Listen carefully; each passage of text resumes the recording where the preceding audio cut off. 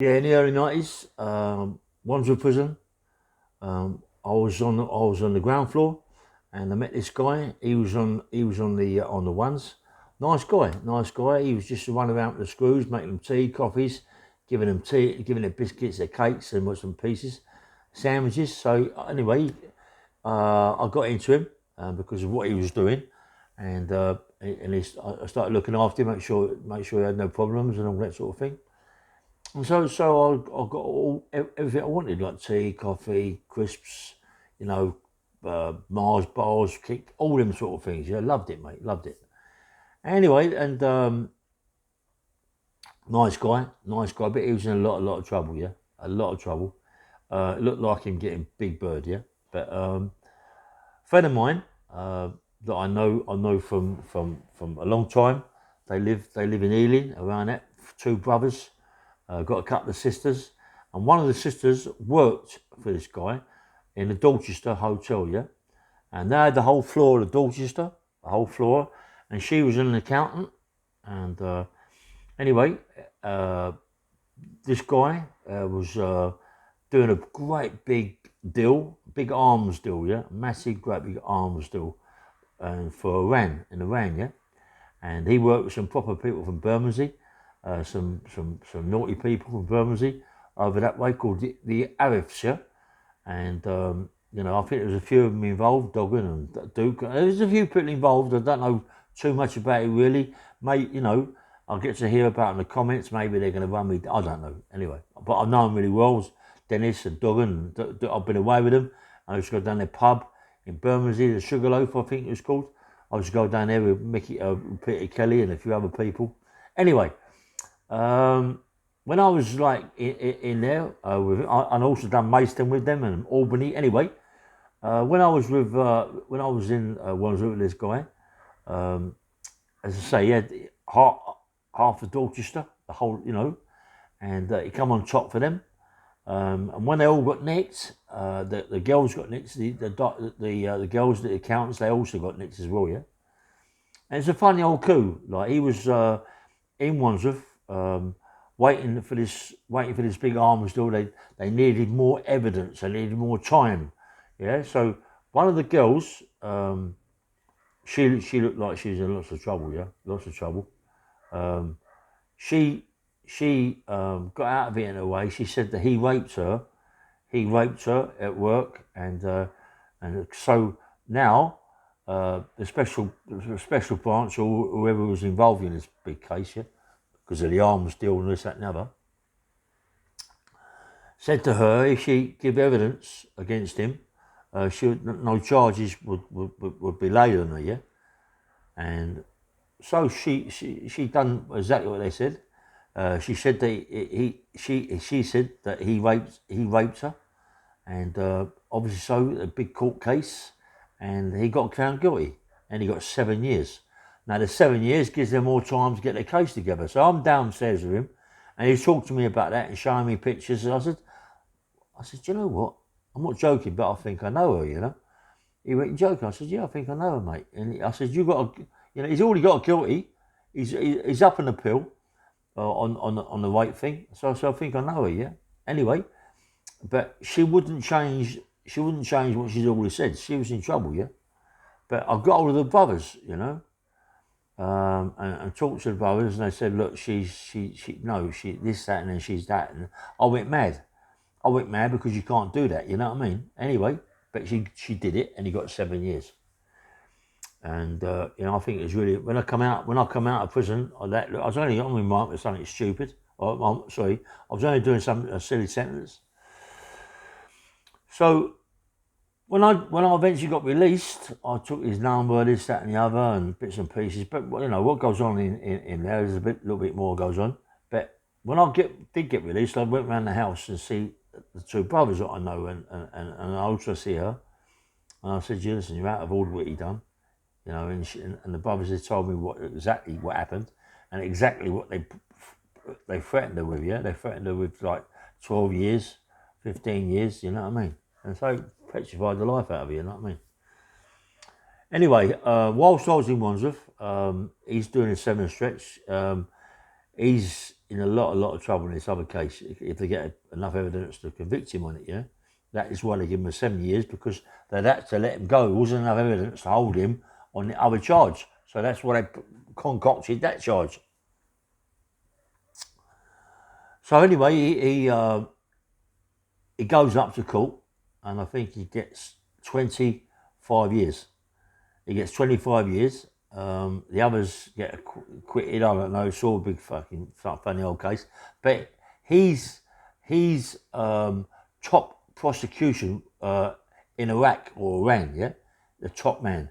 He's married to some lady, with the crowns and all that, and he's married to some top like woman in Iran. Yeah, and she.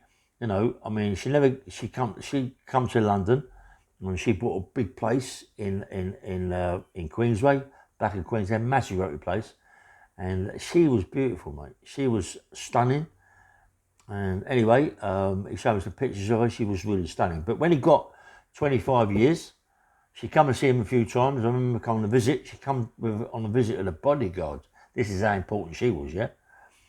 And she left him. She just left him when he got his bird. She left Bob gone, as they do. That sort of bird, 25 years. Anyway, I'd give him my address and this, that, and the other, and my phone numbers and on all this, yeah. So out of 25 years, I think he's done 12 and a half years, something like that. Good behaviour. He got out. I don't know what he got, parole and all this thing. So I think he's done about 10 years, 9 years. So I'm down Kensington High Street. I'm walking back. I've got to meet some people at the Hilton Hotel in Kensington, yeah, more or less Hammersmith side, yeah. So I'll go to the Hilton. I goes up the escalator, meet some people upstairs in a big restaurant, talking business, doing what I've got to do. I've been there about an hour and a half. It's fun. It's funny, isn't it? The way life is, yeah. Also, I'm coming down the escalator, and all of a sudden, that Ben, Steve. I was just calling him Steve. His name's Ben, but anyway, I didn't call him Ben. Yeah, anyway. So he comes up the lift. He's coming up. I'm going down. Can't believe it. Hello, mate. And he talks like, hello, fine, but he's a nice geezer. Where you go? I said, no, how you been? I said, yeah. He said, I know the bird he got. I said, mate, it's a bit heavy what they give you. And he was telling me, right? Listen, he can tell me anything, and if I think it's right, it's right. So I'm telling you, yeah. On the arms deal, when it got caught halfway across the channel or whatever it was, when they got the containers open, there was supposed to be all arms in these containers. There was car parts, yeah, all car parts. So anyway, they obviously only got nicked, this, that, and the other. They got 20 odd years, but they and Iraq or Iran, they sent in the money to Coots, a bank called Coots and Co, which is the Queen's Bank. So Coots and Co was 25 grand was put into Coots and Co.'s bank through Ben and through other people. Right? That 25 grand, I met Ben in the early 90s, yeah, 91, something like that. That money is still in Coots and Co. and can't be touched by anybody, yeah. So that 25 grand, being in that sort of time, and when I talked to Ben, I said, well, can't you get it out? He said, well, if I go near that money, Ray, I'm in serious trouble. I went, crikey, man, that's unbelievable, you know what I mean? I couldn't believe it. So anyway, me and Ben got talking, and he's saying, I've got a big office opposite Olympia. I think it was Olympia. And I said, really? He said, come over. He's given a number. So I said, yeah, I'll pop over in a couple of days' time. So I went down there and see him, and we're talking. And, big offices below this, above this big restaurant. Go down there, food and all this, that, and the other. He pays for it. It's all done proper. And he's talked to me about business, other bits and pieces, yeah? So now I'm really interested, you know what I mean? Because there's a lot of money involved, what he's talking about. So I want to get involved. So I said, look, and he said, do you know anybody else who's got money? Right? I said, yeah, I do. So I brought this guy along. This guy, very, very interested with it. Introduced him to it. And he said, yeah, all right, I'll have some of that. And, then they was talking, and all of a sudden, Ben and this other guy said, look, we need to sort a few things out. Do you mind not being around way for a couple of minutes? I said, no problem. You know what I mean? I didn't want, I'm going to get my whack. So what they talk about, they talk about. So anyway, them two had a good thing. This thing they got going. It sounds sensible. I mean, it's sort of, listen. They got in trouble and whatever. So whatever happens, it happens. But what they was doing, they was taking over stuff to Iraq or Iran or whatever it was, in these big freezer motors, and filling a tank. There's a big tank in the front. And they filled it up with water.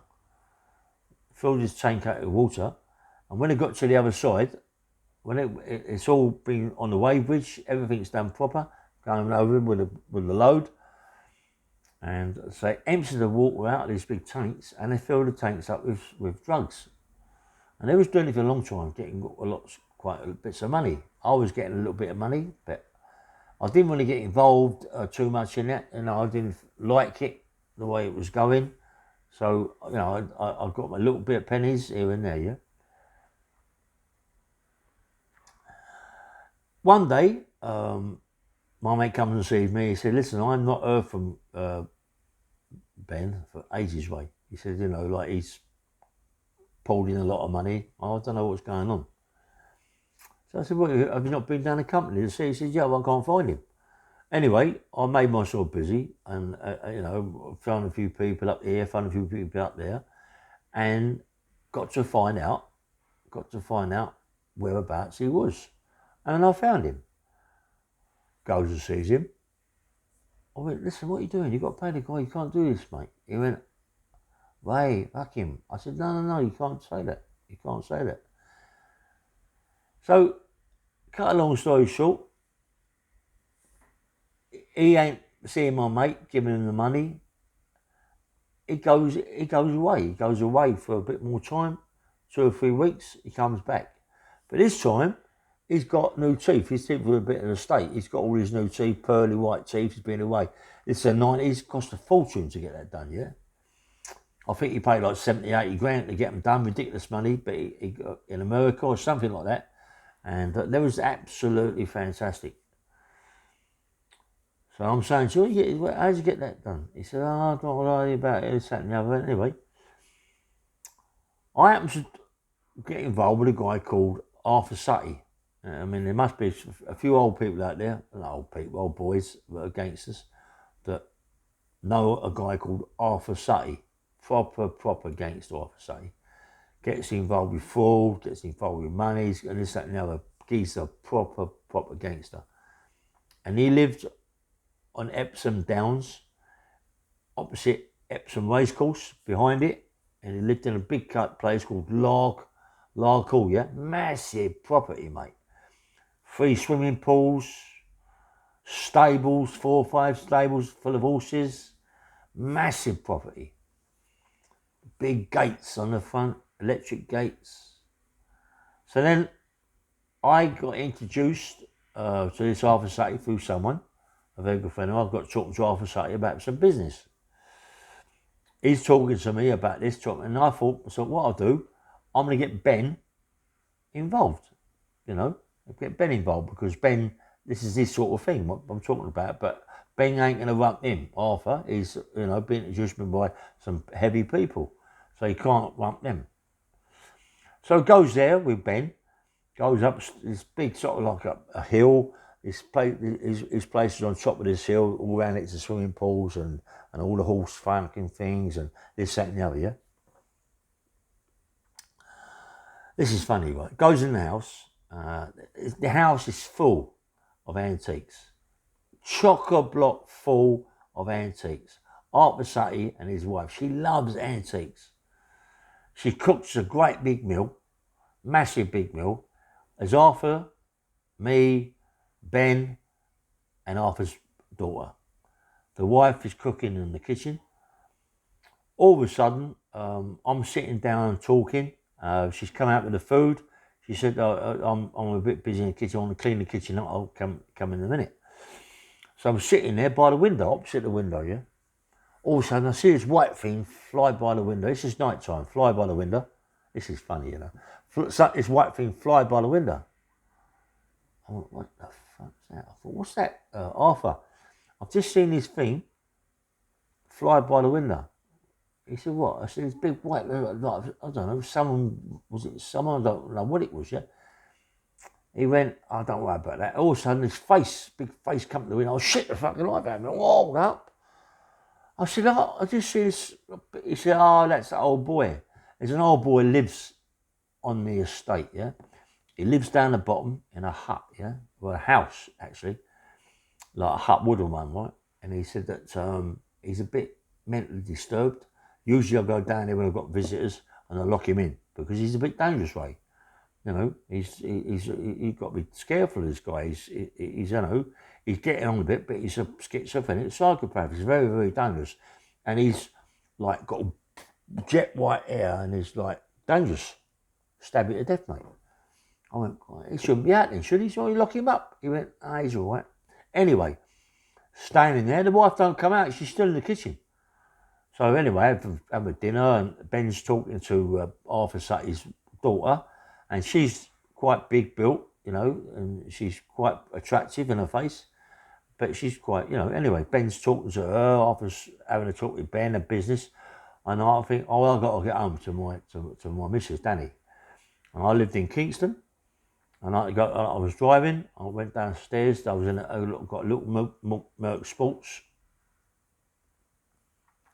Comes down the hill, all through these little woods and bits and pieces to get to the car.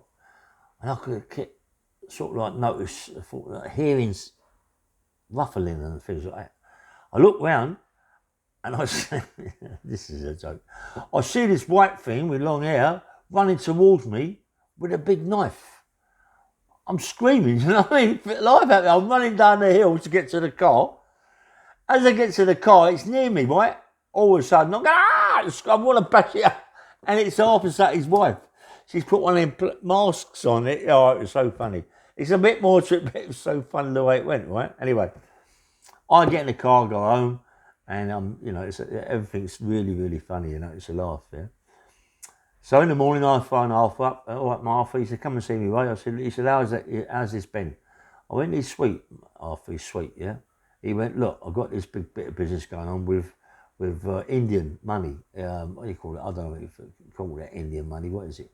And it was and it was printing Indian money, but they got us print absolutely millions of it because that's how it is. A tenner's about that deep of money, you know. Anyway, but there's a big thing going on, so he got involved in Ben, and Ben had transport to go over there and do it. You know, get the transport and take it over. And it's a big coup going, a lot of money passing hands, yeah. So I'm getting a drink out of it. I ain't getting involved now. Ben, being Ben. The place is, this place is massive. I should imagine a 20 mil, right opposite Epsom Downs, back of Epsom Downs by the little golf course there. Electric gates, massive. Swimming pools, horses. 30 mil, maybe even more. Ben knows this is his chance, yeah. So now he's involved with a daughter. He's taken her out, buying her meals, this, that and the other. And she's quite big, you know. And he's making her feel really good, and she's always round him, lovey-dovey and all this crap. But anyway, this goes on for ages, and all of a sudden she buys Ben this big horse. It's Keiko, Sutty is Keiko, right? She's got fortunes. So she buys Ben this big stallion. This stallion is about 19 hands, massive big thing, jet black stallion. This thing's huge and it's like growling, I was petrified of this horse, you know what I mean? So Ben would take it out with Arthur Sutty's daughter all around the common and all around there. So anyway, business is good. I mean, I'll get my money, Ben's working, but he ain't paid my mate his money. So my mate's going mad that why he ain't paid the money. So my mate decides to tell me to bring him around the house, my house. I said, look, I don't want no problems in my house, you know what I mean? It's got to, I don't want it in my house. It's as easy as that. So I said, okay. He said, get him to come round to my place. His place is in Battersea. I said, well, you've got to do what you got to do. You do what you got to do. It's as easy as that. Leave me out of it, yeah? He said, look, you introduced him to me, Ray. And I said, look, you two went behind my back and both doing a deal with money. I was getting my perks, but you two went behind my back. So whatever he did with you, he's done with you. Don't get me involved with something that I don't want to get involved with. So anyway, I goes to the house in Battersea, having nice dinner and all this, that and the other. Goes into the front room, Ben's sitting down there. So I'm saying to Ben, listen, Ben, the best thing you can do is this, like, you're getting money off Harbour for all this money you're taking, this silly money you're doing to India. It's all your transport. You ain't even giving Jim any money. And he's involved with the transport, mate. You ain't even giving him no money. It's quite out of order what you're doing. It's the way he is. So Arthur's got the smell of it. Arthur's telling him, look, you're with my daughter. I don't want no problems. Pay the guy what you got to pay him. I think you had to pay him about 70 grand, it's like 80 grand. Oh, so all of a sudden Ben's going, yeah, I'll pay him, but he don't pay him. I'm with Jim in Battersea with Ben in the house and had a bit of dinner, everything's sweet. No problems. All of a sudden I walk up to sit with Ben in this room. This room is pure white. Big white room, big white settees, white carpet on the floor. Everything's white, gleaming. It's absolutely stunning, this front room. So Ben's sitting there, and I said, look, pay the man his money, talk to him. So I said, went down to where we're eating our food, the dining room, and I said to Jim, go and talk to him, Jim, about it, like the money and bits and pieces. He wants to talk to you about it. All of a sudden, sitting down there with his wife, Jackie, sitting down there talking to Jackie, all of a sudden I heard screaming. What the fuck? Anyway, I left it, and all of a sudden Jim's come down, smothered with blood. I went, what the fuck's going on here? I've gone up there, the room's red. He's battered this Ben with a baseball bat. He smashed him to bits. It was everywhere, mate. The place was like, I couldn't believe it, you know what I mean? I went, why? Do you know what I mean? Why? What was the point of that, Jim? Now, we got to get this geezer to hospital. But how are you going to do it? You got to do it because now, when he goes, you're involved in problems with Arthur Sutton, the daughter, and it's going to get worse. So what does he do? He takes Arthur in his Range Rover. Not Arthur. He takes Ben in his Range Rover. I'm with Jackie in the house. He goes, chomp. He comes back. I said, what did you do? He went, I left him. I went, you can't leave him. Where did you leave him? He went, oh, so-and-so, so-and-so. I went, come on, we've got to go pick him up, right? Now, when I get there, he's on the road, side of the road, and there's all people around him, right? So we pulled up outside, and this is at night time, yeah? We pulled out, and I said, look, what's happening, oh, come on, get him in the motor, we're going to take him to the hospital, this guy. Everyone's saying, no, we called an ambulance. I said, look, we'll take him to the hospital. Went to the hospital. Jim went in there, got a stretcher, and put him on a stretcher, took him in, and Jim come rushing out. Jim's a big guy, 22, 23 stone, big guy, big beard. Come rushing out, got in the Range Rover, went and said, they want to know too many things, where he come, where this, that, and the other. Anyway, I said, forget about it.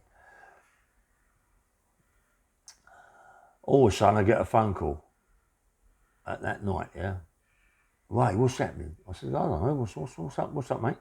He went, listen, I've just had the hospital phone my daughter up, right? Because Ben, they've gone through Ben's pockets and all his bits and pieces and found his wallet, and there's phone numbers there, and they phoned the house up, yeah?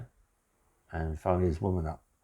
And she's now crying in the right bad way, saying that he's nearly died, he's in a big coma.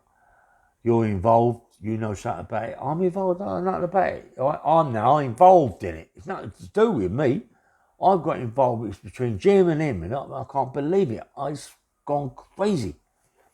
Anyway, he then goes, he's in hospital, he gets concussion, he comes out of hospital, but he winds up being a cabbage.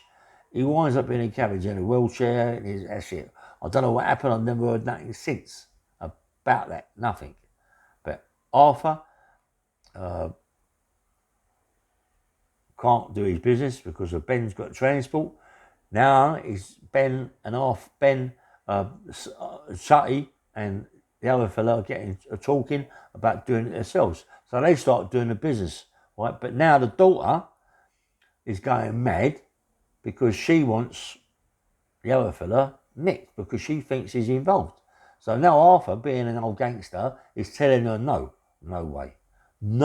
way can he get nicked. Leave it, right? I'm going, fucking, I can't believe this. So this guy, I live in this guy's flat in Kingston, but I'm buying this flat off this fella, yeah? So I'm buying the flat, giving him cash. It's everything downstairs, no one lives downstairs, it's empty. The flat's stunning. I do it all up, do a big loft conversion, everything. I spent, I don't know, £100,000 on the gaff. Conversions, what it's done inside, it's stunning. No one lives downstairs. Downstairs on the door, on all the doors downstairs, there's them big, what do you call them, council metal doors, yeah? But don't belong to the council, but he's got these doors and put them in himself. So he's now saying to me, look, he's now dealing other things. He carries it, he puts it all downstairs. I don't like it because I'm upstairs. So anyway, I start wheeling and dealing with his bits and pieces, what he's got downstairs. I'm getting quite a few bob. He's going mad at me about me not paying too much money for the flat and this, that and the other. I've got to pay him more money. So me and him are arguing, right? This is going to be a part 2 because it's going to go on for a long time and I can't, it goes on too long, yeah? So in a minute, I'll stop it and it'll be part 2 tomorrow, yeah? Or part 2 later. So anyway, he's moaning at me about this, about that, about other things. And so anyway, I'm going, look, I've met someone, I'm involved with big politics and big this and not politics, other people. And one of the guys involved, he deals in stocks and shares. Right? Even though I'll bring him over, I want to get involved with him, you know what I mean? Talk to him. This is why it's going to stop in a minute, yeah? So before that, I goes to Northampton, to where Jim is living in a big house there. He's also bought a big house in Northampton. He's got involved with something on BBC. These things they drive around. I forget the name of it. Yeah, it's all big games and all that. Yeah.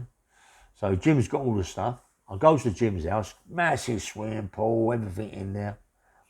Goes in there, and there's 3 guys that come out of the army. Yeah, come out of the army. Proper guys. Yeah. Sitting down there with Jim at the table, me as well. And all of a sudden, these kids are talking. Jim's shouting at me about, you got me involved with Ben's got me about the money and this, that and the other. You've had it. I said, oh, what's all that about? Shut up, Jim. I'm shouting at Jim now. I want to bash him up now, because he's put me in it. What's all that about? So these guys now, but I'm... right, I've got something. I'm strapped up. Yeah, I ain't going to go down to it. I don't trust him anyway. I've got myself something in my pocket. Yeah, in a holster inside. Yeah, so I've got a 38. Yeah. Anyway, something's all going wrong here. It don't seem right the way they've got me to come down there talking to me. All of a sudden, one of the guys who's sitting on the chair, he bends over to pick it and a gun falls out of his pocket. Out of his pocket, not holster, pocket. On the floor. I went, what the fuck's going on? I'm strapped up anyway. What's going on, mate? He went, no. I pulled my thing out, didn't I? You fucking wankers. I want to give it them, yeah, because I think they're down there to put me away, to kill me. No, I'm going mad at Jim as well, yeah? I want to shoot him. I'm like, get out to my car, get in my car, I'm looking at them all the time, get in my car and drive off. Now I know something's not right. Jim is in trouble. He's in serious shit. He's going to get it from me, mate, now, right? But somehow I let it go. Somehow it gets round me. What's all that? Don't be so stupid. You know, all that crap, yeah? But it gets round. Anyway, listen. This is Bang Bang Ray Hill. Please like and subscribe. And later on, or tomorrow, I'll tell you the story, yeah? You won't believe this story, mate. It gets really crazy. It gets crazy. More so than you could ever imagine, yeah? Anyway, this is Bang Bang Ray Hill. Please like and subscribe, yeah?